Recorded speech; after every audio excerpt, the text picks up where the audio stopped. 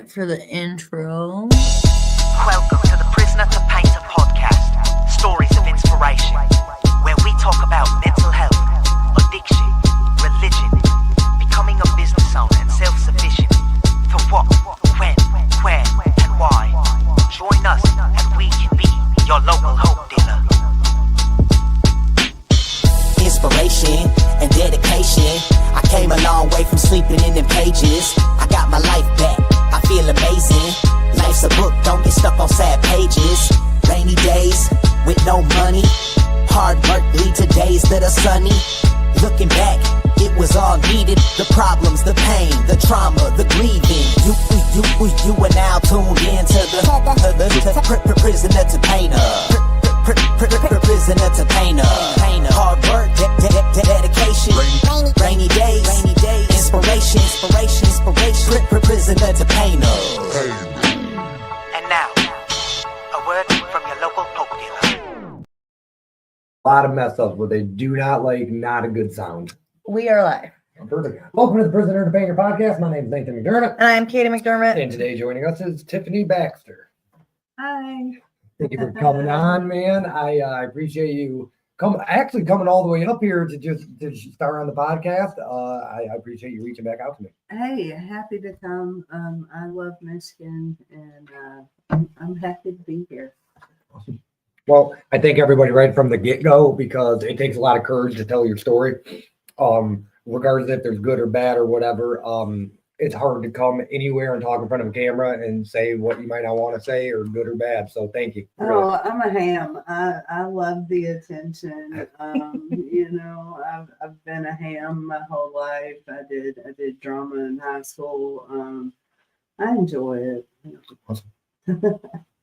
Man, well, seriously, thank you. I'll probably say another 10 times, but seriously. Hey, no, thank you. Yeah.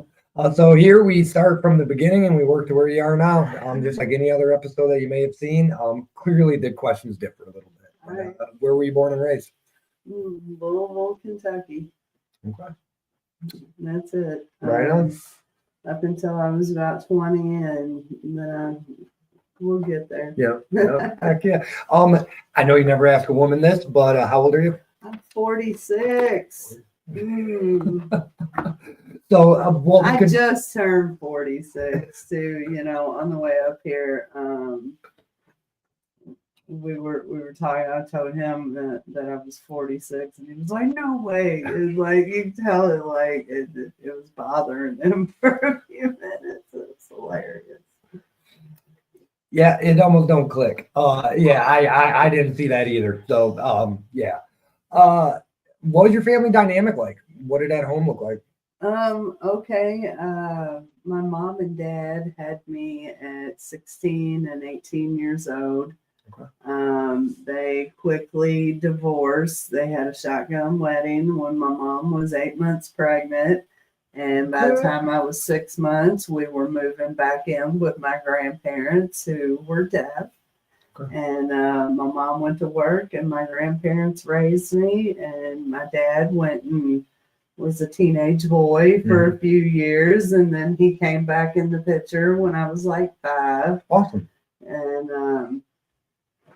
And he's been so my dad sold a lot of drugs my whole life and has been in and out of prison, on and off drugs. My mom just went through a divorce after 37 years. The summer was wild. Yeah. Life does not let up. I'm here to tell you. So yeah, that's so my parents were both in my life, but my mother's highly narcissistic, abusive. She is a narcissistic mother. If you look up the 20 bulletin points, she's 19 of them. My grandparents were my favorite parents. I've also been lucky enough in this life to have like my mom, she married my stepdad when I was 8, and they were together 37 years. He put me in, Catholic school. He put braces on my teeth. He went to my basketball games, you know. So that was the like person that raised me. And then my stepmom, like her and my dad were married like 13, 14 years, and she was awesome. So I got like good like bonus parents here and there, but don't nobody beat my grandparents, man. Perfect. I miss them. Who was the most influential person in your life growing up? Ooh. Oh, I guess with that who did I want to be like? Sure. Or who had the most pull on your decisions? Oh, nobody. Nobody. I don't know how to get in the box. I've got questions. You know, I'm very hyper independent. I'll go by myself. Sure. You know, I'm very, very stubborn. And that's because my mother, you know, always, again, made me make sure, you know, you can always take care of yourself and not need anybody else's help. Mhm. You know, a lot of hyper independent shit. So in that, I've never been married. I've never had kids. So I'm influential. No, that sounds so vain. Like, you know, like my hairdresser that I had when I was young. Shout out to Lana. She was the reason, the kind of hairdresser she was, and what I seen her do in her shop made me want to be a hairdresser when I got older. So, you know, I mean, that's one person I could say was influential. But like my grandpa was like my best friend and the person that like hung the moon, you know. But other than that, no. Understood. Okay. How was like early elementary school? Like, did you have a lot of friends to go do things? I had cousins. And like my mom was very, very strict. I wasn't allowed to rip and roll and run. You know what I mean? I wasn't running the street. Like her best friend lived 2 doors down, and like she had a couple kids, and so yeah, my mom was on top of me at all times. Very overprotective. So before we move forward, we try to go section by section, get to really learn your story. What was your favorite childhood memory?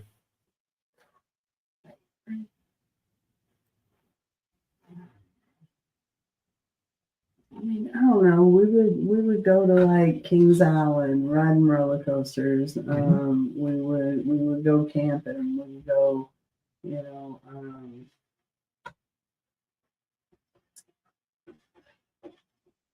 Favorite childhood memory.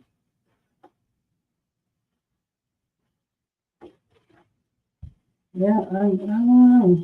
I'd have to say like Kings Island. We'd go to Kings Island for like the weekend and do like, you know, a day at each park or some shit, you know. Some of our questions do have the tendency of putting you on the spot. Yeah, so yeah. Like, what is my like? I don't. Again, I'm a little weird, y'all. I'm a little weird. No, it's your story. So, and if there's ever anything I ask and you don't want to answer or you don't like it, we'll move right along. No, I love it. Okay. All right, this is my random book of questions. Sometimes I'll find a funny off the wall question, and there's one. If you came across a unicorn in the forest, what would you do? Is it like Tom Cruise Legend unicorn situation? I think it's just like if you ran up on a unicorn in the middle of the forest. I don't know. That's all the question was. So I guess however you interpret it.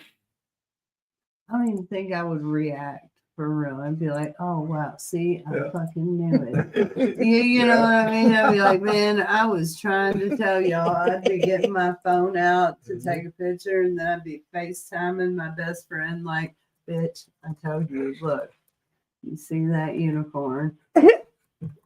it would not. And I don't get like those adrenaline dumps or like, whatever nerves. So yeah. What was your favorite subject in school? I love drama. I really did. But like I was good at math. I was good at, let's say, English. I can hurt your fucking feelings with some words. Yeah, I'd say those two. Okay. Do you have a favorite teacher? Yes. This is like this. I had two favorite teachers, so this goes back to like elementary school. So for third and fifth grade, I had the same teacher, and her name was Miss Dillard. And like I spent a lot of time in the hallway until Miss Dillard finally like had a come to Jesus moment with me. And then in the middle of that, for fourth grade, I had Miss Monahan, and she read all the Lion, the Witch, and the Wardrobe books to us. Nice. And I just really love that bitch for that, and it was great. Every day after lunch, she would like read to us for a half hour, and it piqued my interest in that series, and I read that whole series, and so yeah, that's a good memory. Awesome. Did you have a normal like high school experience, school experience, like prom, dances, sports? No. No? No. Hell no. Oh no, I don't go that shit. I never went to prom. I never went to ring dance. I don't feel like I missed a fucking thing.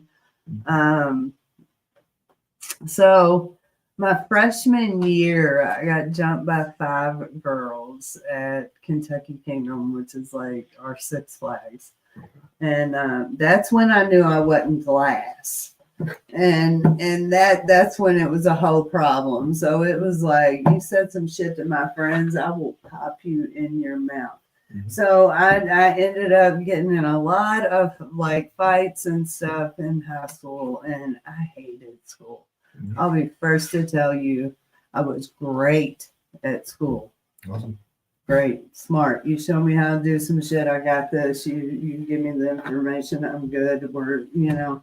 But I hated it. I hated school so much.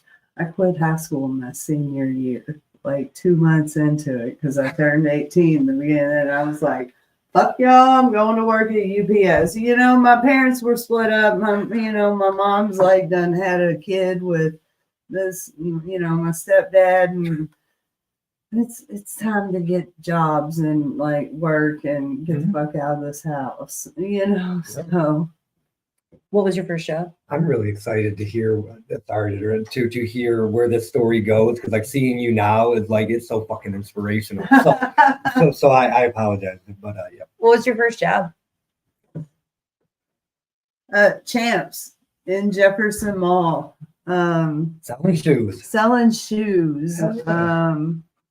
And I still I went to Champs the other day and bought a pair of shoes. So That's actually one of the random questions yeah. I've asked. How many shoes do you own? not a whole lot.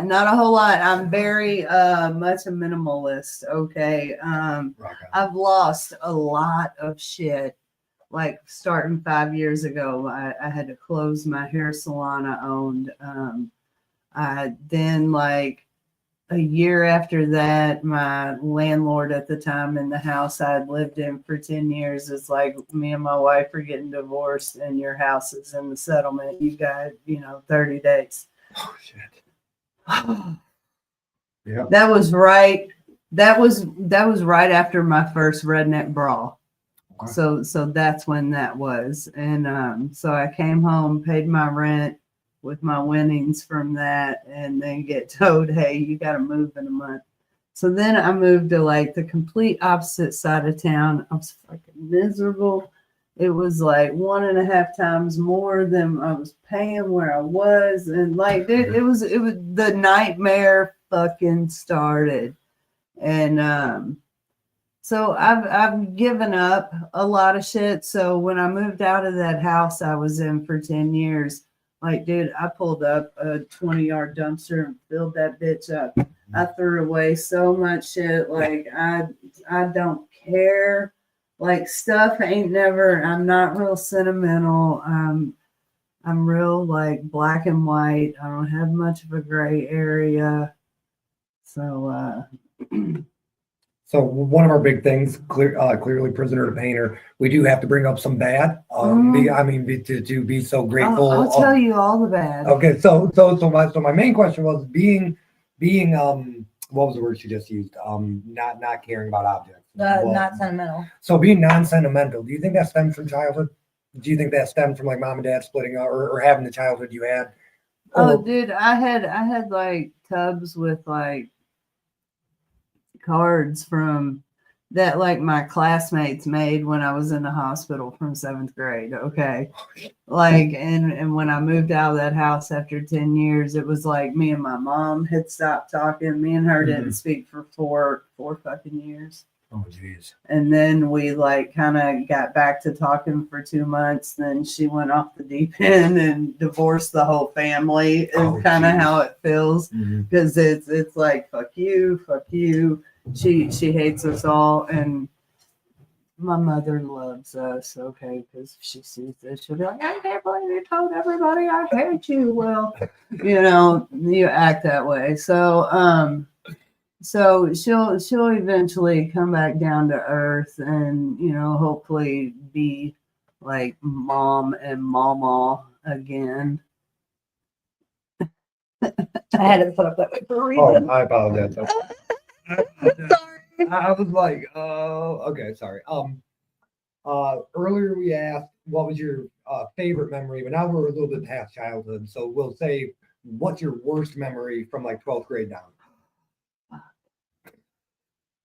All right, so I like your preemptive responses. okay, so my dad started getting in, like, my dad was always willing and dealing drugs, whether it was, at first it was like pot, and then it was some cocaine, and then he bought a house, and then he was just doing the pot thing, and then he got in trouble shipping it through the mail, and so my dad gets rated at 13. Yeah. So that's kind of a horrific memory for me. I was told the plants in the master bathroom were tomato plants.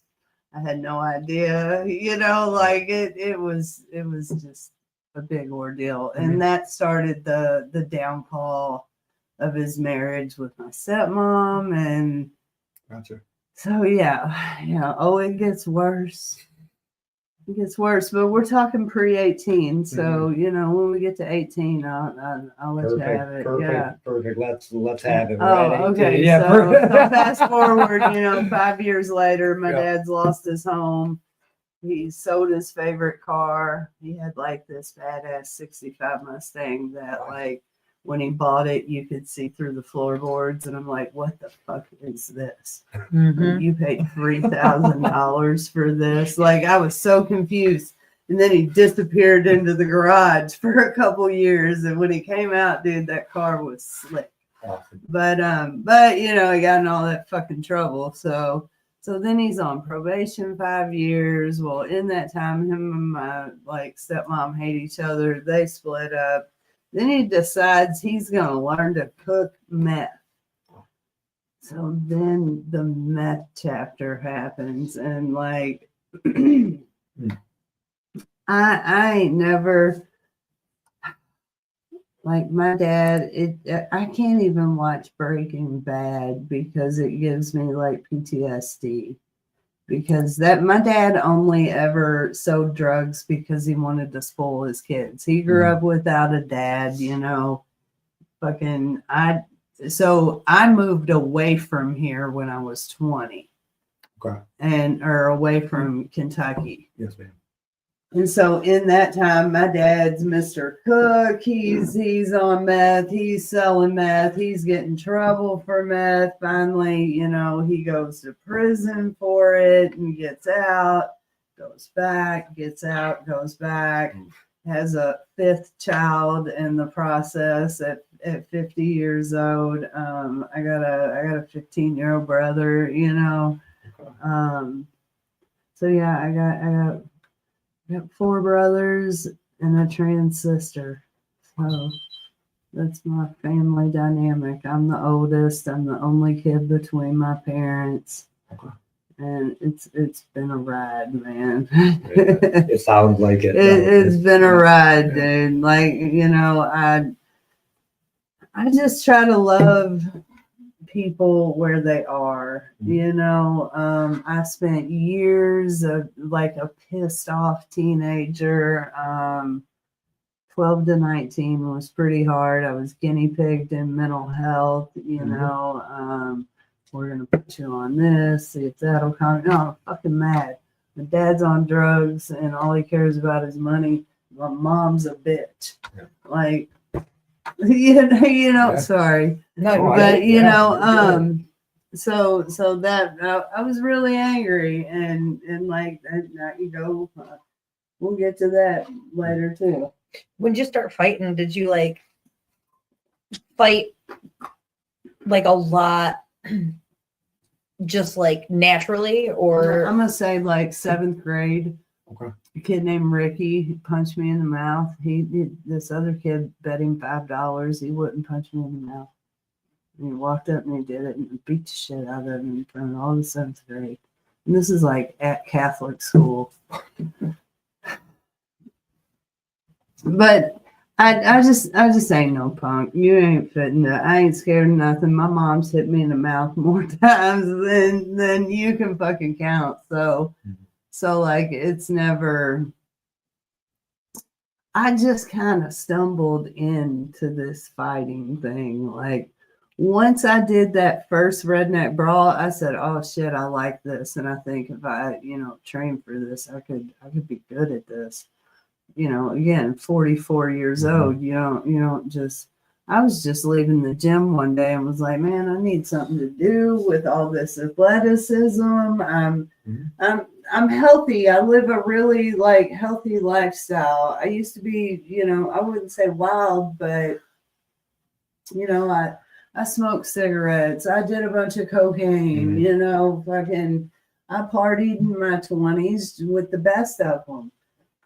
But at like 34, I had a salon. I had good things going for me, and I quit smoking. I got on a fitness routine, and my life has gotten better ever since. Awesome. You know, so awesome. It's a no-brainer. My parents showed me everything I didn't want to do.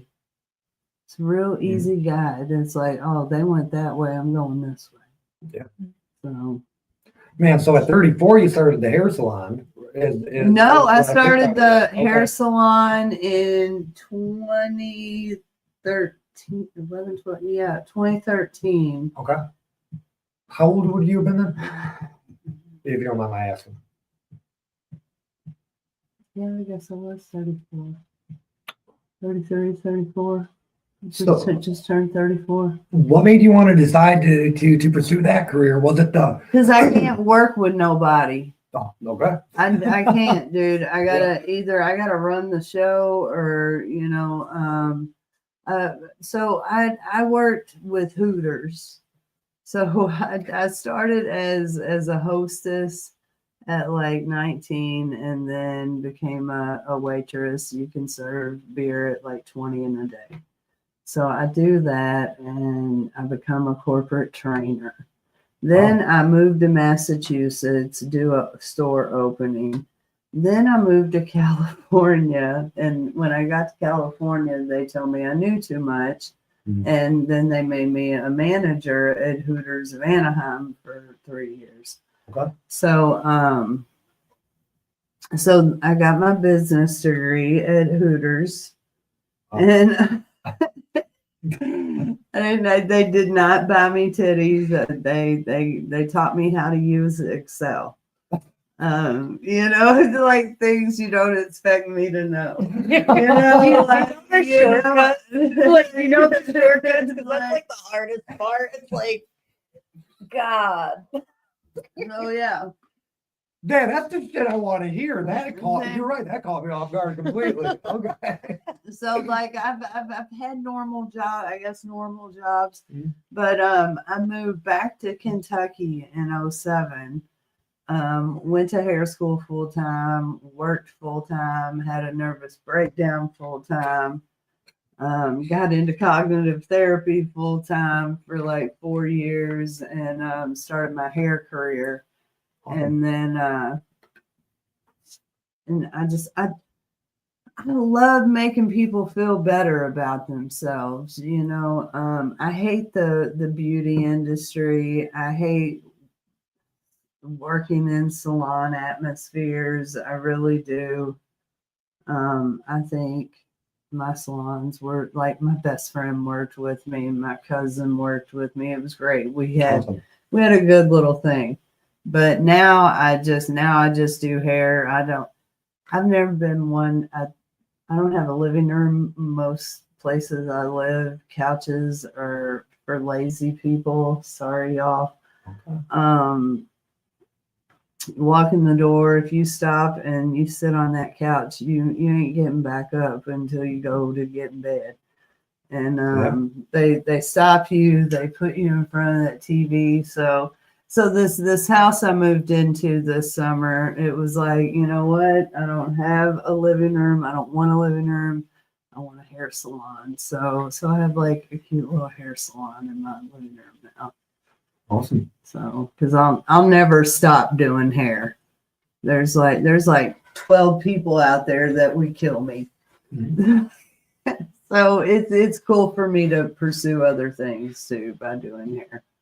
When did you find out that piece of advice that you don't want a couch in your living room? It just never worked out. My dogs will eat them. Oh, okay. Fair enough. Yeah. Antarctica's ate like 2 sectionals. Oh, shit. I mean, hey, she's vindictive, but yeah, it's couches make you lazy, man. They'll stop you because I just think of how many times I just stopped and would sit on that couch and just continue to sit on that couch. Mm-hmm. You know, now it's like the end of my bed. It's like, no, motherfucker, you ain't getting me. I'm out of here. You know, stay going. So, what's your favorite cereal? I don't really eat cereal. Okay. I really don't. What do you eat for breakfast then? Yeah. What do I eat for breakfast? Mhm. What I eat for breakfast? That's great. I like a whole avocado sliced up with a couple eggs, boiled eggs sliced up, a little Greek yogurt, honey, some blueberries, well, everything bagel seasoning on them eggs and avocado, protein shake, boom. Nice. Oh, yeah. But usually what I do is I have a protein shake on my way to the gym because I'll stop eating around 7 at night and then break that fast after I leave the gym. But I'll have a protein shake in the parking lot at the gym before I go in the gym.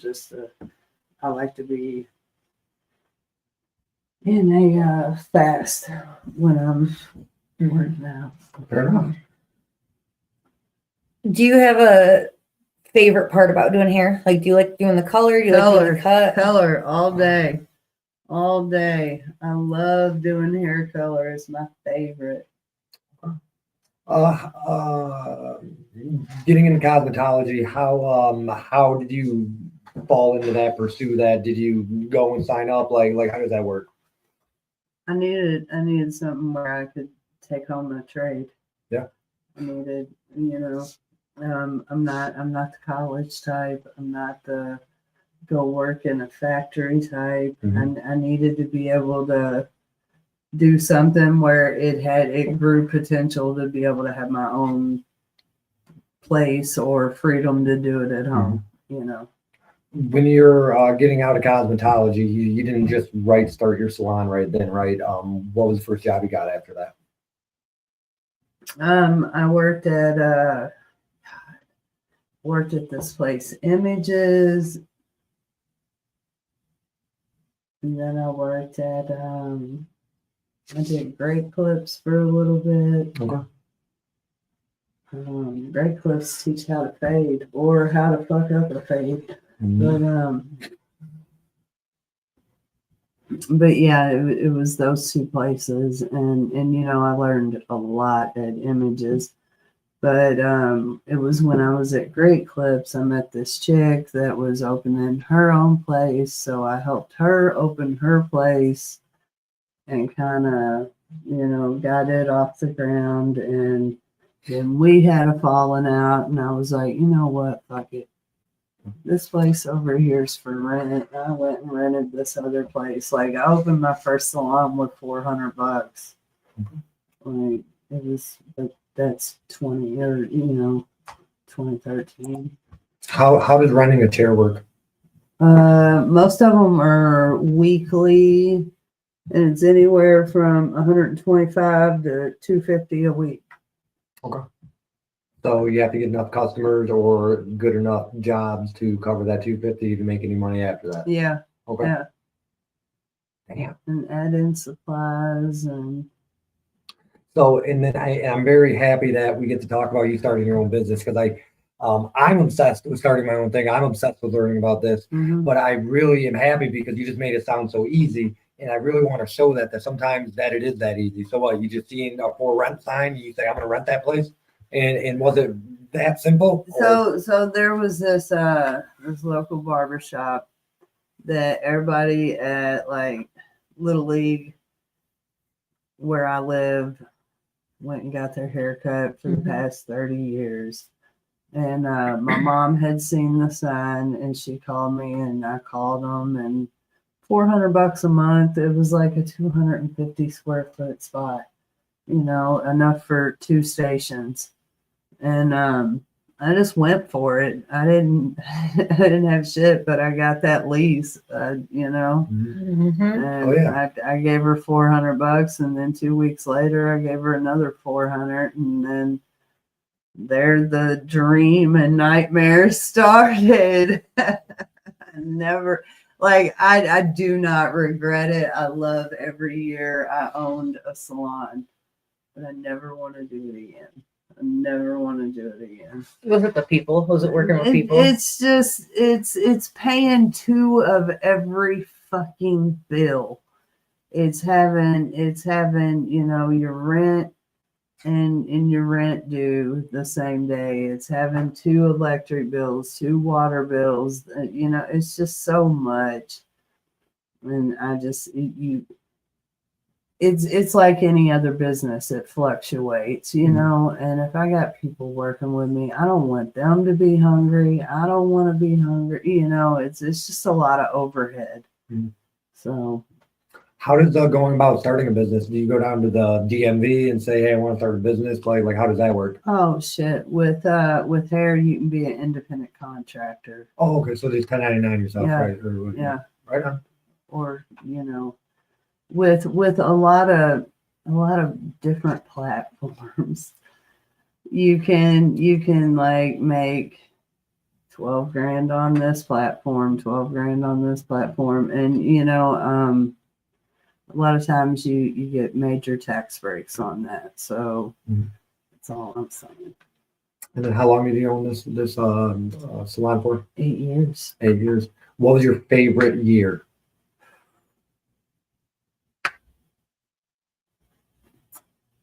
Probably the second year, because I was still in my little space, because I ended up moving it to another space. The space I moved into, I got a 3-year lease, but a year into it, they were breaking the lease and selling the property. So I ended up moving around the corner, and I got everything set up by that November 2019, and then boom, COVID happened in March, and I had taken out like a $12,000 loan to move the shop, set it back up, and then COVID happened.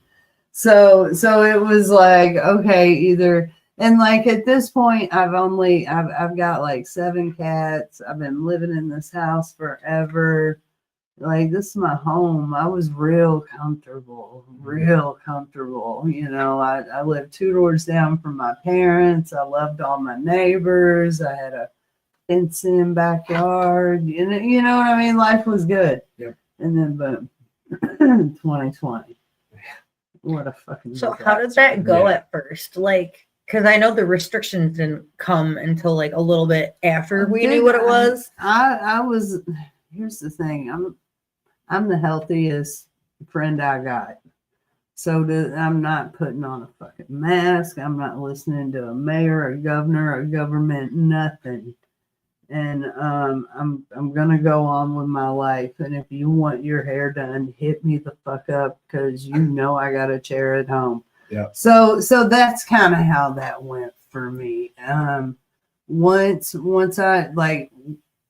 Once it came around and hit, like, I think we were supposed to close by the 17th, but I pulled the plug on mine on the 14th, because I'm like, wow, man, something's really going on. I don't want to hurt nobody. Mhm. So I'm like, well, we're closed until further notice. And then, you know, we get to April 1st and it's like, okay, we're still closed. Fuck. Mhm.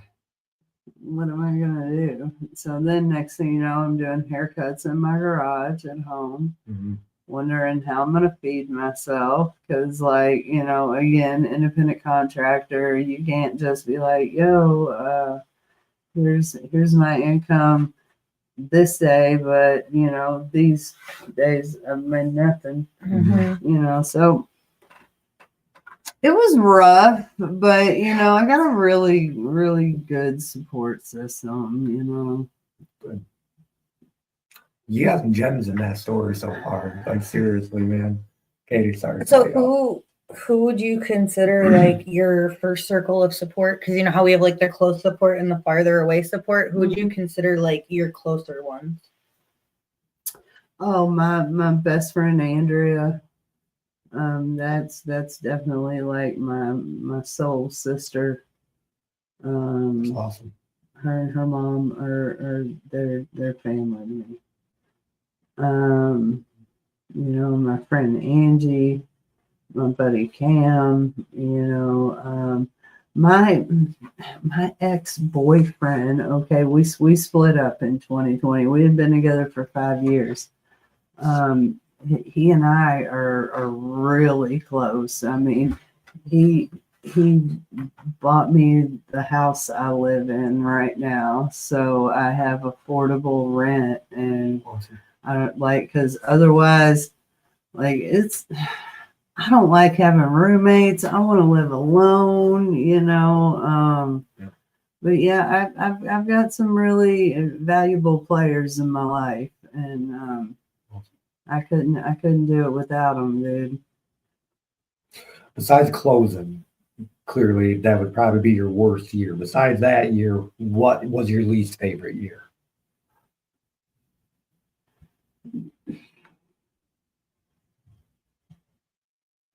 I mean, for like any reason too. Like, was there a year there was a really shitty haircut, like that everybody wanted, and it was a terrible haircut? Well, I mean, if you'd have asked me at the beginning of this year, or like in the middle of this year, I've been like, this is the worst fucking year of my life. Because, you know, fast forward, I told you, you know, once I moved out of that house I'd been living in for 10 years, I moved into another house, and ended up, you know, being there almost at a year. And I met some dude, and thought I was going to move out of state, and ended up not moving out of state. But in that, I told my roommate that I would give them my lease, and, you know, and so like all this shit hit the fan, and it, like, I walked into this year like homeless, and that was wild to come back from. But I busted my ass and made it happen with the help of, you know, my circle. And now I live like in my dream home. I have 2 covered porches. I have a fucking golf course behind me. I've got 42 acres between me and the Mhm. golf course and nothing. Like, it's great. I just can't believe it. But, you know, you got to keep going. I know we spoke a little bit before the show, but I do want to bring this up. Do you think that was God's hand, like helping? Oh, absolutely. It always is. Perfect. It always is. I'm a big give it to God kind of person. My mother thinks I'm too carefree. That would be, you know, you don't care about nothing. No, I'm smart enough to just let it go and let God have it, because that cortisol be fucking up my muscles. Mhm. All right, I don't need it. So What's your zodiac? I'm a Libra. No way. What, like October beginning? 16th. Okay. So towards the end. Okay. I'm October 6th. Oh, Yeah. I'm a Libra through and through. I'm a man. Cancer. I'm a crybaby. Yeah. See, it's the one sign that's like not an animal or a person, you know, it's a Mhm. machine. Mhm. Definitely a machine. I think I'm a hypermanic depressive with like ADHD. I don't take meds, haven't taken any kind of antipsychotics or anything like that since I was 27. But that started like 4 years of cognitive therapy where I went and I got tools to put in my little crazy brain. You do CBT? Yeah. Best shit ever. Best shit saved my life. I swear to God, I went and seen this little Indian man every Thursday. I love it. Mm-hmm. Mine was EMDR because I tried the CBT and it didn't work, and then Mhm. DBT scared me because group settings. And yeah, the EMDR, fantastic. Yeah, it's sometimes it's just finding what works for you. Mm-hmm. And we're not, parenting doesn't come with a fucking handbook. You can't sit around and be like, my mom fucked me up, you know, and it's like, no, your mom was fucked up already, you know, it just kind of bled on you. Shit runs downhill. So since you said you had a hard time like meds and in and out, and it kind of like traumatized you like with all of the medical aspect, did you stay like in a therapy setting, or did you like eventually go refine therapy? I walked into U of L and told them to admit me or I was going to jump off the fucking bridge. Okay. I landed my ass a 3-day stay. and, you know, in that time I met Dr. Khan. It was like these 5 doctors are walking at me and I'm like, I'm not taking none of your fucking drugs. Fuck you. You know, I am on one. I'm going to kill myself talking that fucking manic shit. Mm-hmm. And well, Dr. Khan stepped out. He said, I'll help you. And me and this doctor, we just really clicked. And he helped me a lot. And I did have to take some meds to calm my ass down, though, for about the first 6 months of that. But then it was smooth sailing. Like that plateau where yeah, you're like, man. you got your stuff all Like straightened I back ran out. into him like 2 years after like I had my salon. We were at a play and it was like a kid's play. My ex had a kid under 10, and we were at Rudolph the Red-Nosed Reindeer, and I was like, oh my God, it's Dr. Khan. and you know, I had to go over and tell him, like, dude, I own my own salon. Like when that man found me, I was in a dark place. And you know, you can't beat yourself up. But that mental health shit's real. Mhm. But you gotta go, like, you gotta go do it sometimes. So clearly here, man, one of my favorite things is learning people's story because every story is important. But now that you're becoming a public figure, more of a public figure, I think this one's super cool because now people that see you on a broader scale, like, you know, boxing or whatever you do, that might not know this part. I think that's very cool. So Yeah. is there anything that people might not know about you that you'd like to share before we get into the boxing part of your story? Yeah. Scared of the color purple or something, you know? No, I really, I lack the fear gene a whole lot. I don't get nervous. I am in like full blown menopause. I have hot flashes a lot. No, I'm an open book, man. Like I'll get on that internet and hit live and start crying and tell everybody, what's been going on after I've been carrying like, a ton of shit on my back. And, Awesome. usually I talk about things once I've gotten through them, because I'd rather people want to hear a story of triumph. They don't want to hear that shit when you're going through it and you're all salty. So they don't. How do you practice self-care and manage burnout? Oh, I get up and go to the gym in the mornings. That's my self-care.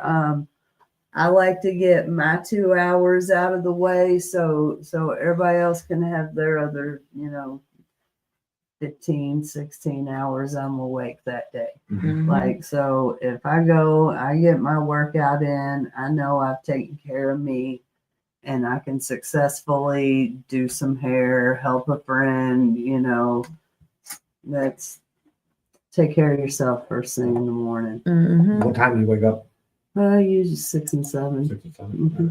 I just heard the 4 a.m. rule, and I've been hearing a lot of successful people do that. Fuck that shit, man. It's way too early. I can't do it. I probably could, okay, but it would have to be in a beach setting. Mm-hmm.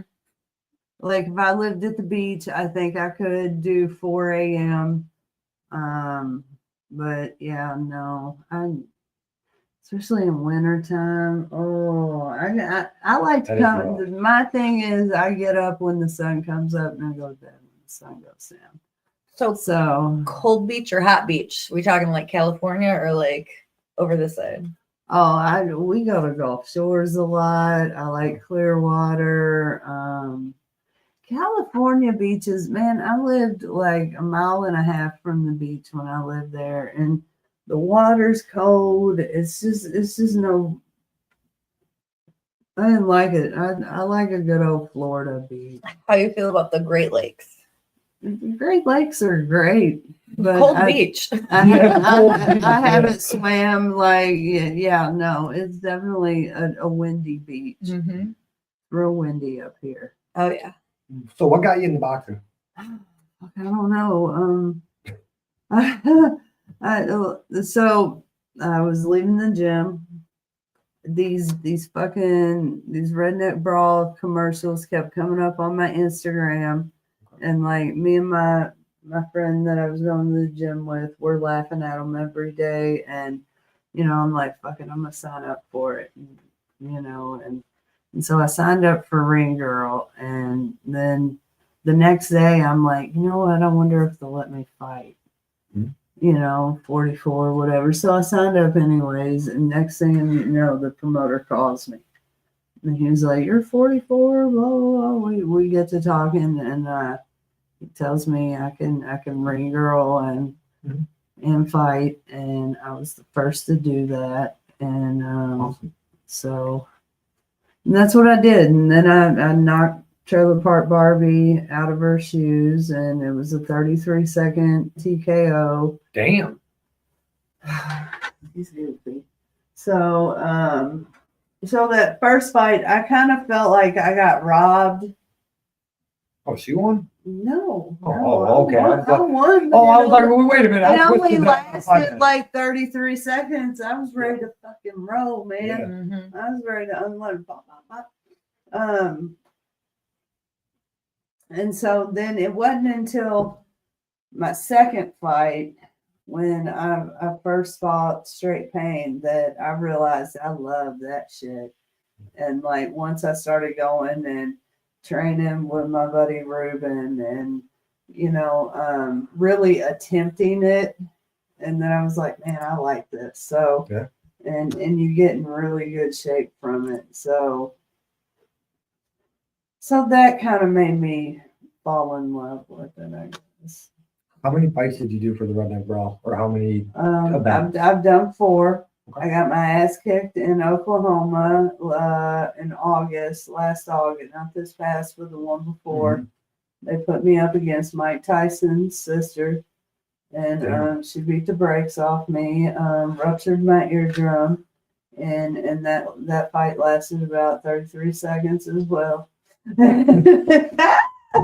Yeah, they put me up against somebody who had like 1 Golden Gloves when she was like 9 and shit. Damn. Like, it was a setup, dog. She was a coach. Brutal. Her uncle owns a Average Joe gym in fucking Dallas Fort Worth or some shit, and she was a bad motherfucker, dude. I would love to see her come back and fight somebody of her caliber, like, because that bitch can fight. But I don't want to fight her again. Was the pay worth it? Because I have heard some controversial things about them. $500 is $500. Okay. It's when you go to places like people always ask me, will you fight in Kentucky? No, I'll never fight in Kentucky because they make you wear headgear. Okay. I don't want to wear headgear. But if you go to Tennessee, you only get $300 as a travel fee because they're not allowed to pay winners. But if you go to West Virginia or Ohio, you get $500 if you win. Otherwise, you just get like hotel. Okay. So, I mean, doing that promotion, I have met some of the most amazing, wonderful people that I never would have met, that I now consider family. So, do I think it's fair? Do I like the pay? Not really, but I also know it opened up what I got on the backside as far as opportunities and growth and really getting to try something and learning I liked it. I've always wanted to do sports entertainment. Like, I grew up on wrestling and shit like that. So that's why that opening the door for LFC and getting me into the LFC, which is like the MMA wrestling shit.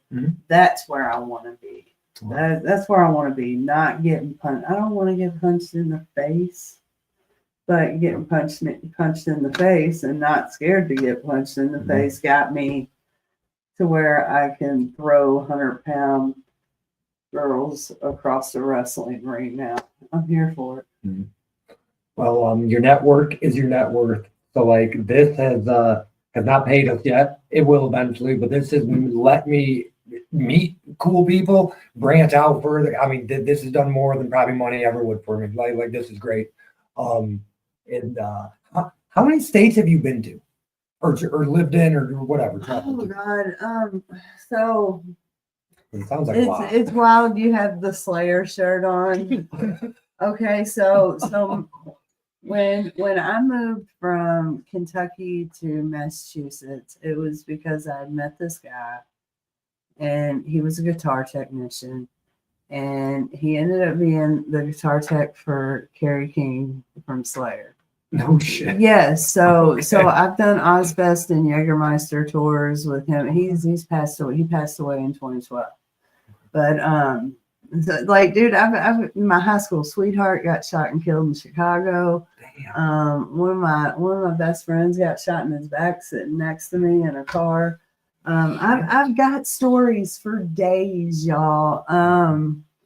But yeah, so 2006, 7, I got to do Ozfest and tour with a lot of awesome bands and shit like that. So I've been to every state except Alaska and Hawaii. Nice. Yeah, and I've been to Mexico. And I haven't been to Canada, which at some point I need to just do it when I come up here. But, Well, so before we get to our wrap-up questions, what you're doing now, I've been trying to pay attention. We did something in Vegas. Do you want to talk about that a little? Yeah. I just made my debut with the LFC that's the Lingerie Fighting Championships. Yes, it's wrestling. No, it's not fake, because I'd like to see you roll across that fucking ring and not feel like you just broke all your ribs. So yeah, I was given that opportunity. I was actually in Gulf Shores with my best friend. We were celebrating the passing of her dad from a year ago, and we were down there on the beach where he had passed, and I get the LFC invite. Hey, do you want to do the Halloween show? I about peed my pants, man. I had been waiting for this opportunity for like a year. And so what they did is they brought me to Las Vegas, and every day, Monday, Tuesday, Wednesday, Thursday, I had 3 hours of training with a professional wrestling coach, and hotel air, and I got a paycheck at the end of it that was nice, and hopefully I'll be back in February for the Valentine's opener in Vegas, and that's where I'm at right now. So in the meantime, I'm looking to get some wrestling classes under my belt. I've got some great wrestling schools right around where I'm at. So yeah, and I've got a lot of wrestling friends. So it's just time to pull the trigger on it, So becoming, I found you on Facebook. I know you're probably on all these other social medias. You're trying to get out there. What is the goal to become a sports entertainer? Okay. Yeah. Awesome. I want to host things. I want to entertain, whether it's the LFC or, a bigger name wants to pick me up. I don't know. I'm big on the music scene. There's not much I can't or haven't done. So. Okay. Well, that's awesome. We have all the same wrap-up questions for every guest. It started as just whatever, but now it's just become a thing. So my first wrap-up question: is there anything that I didn't ask that I should? Is there anything you want to share? Anything I missed?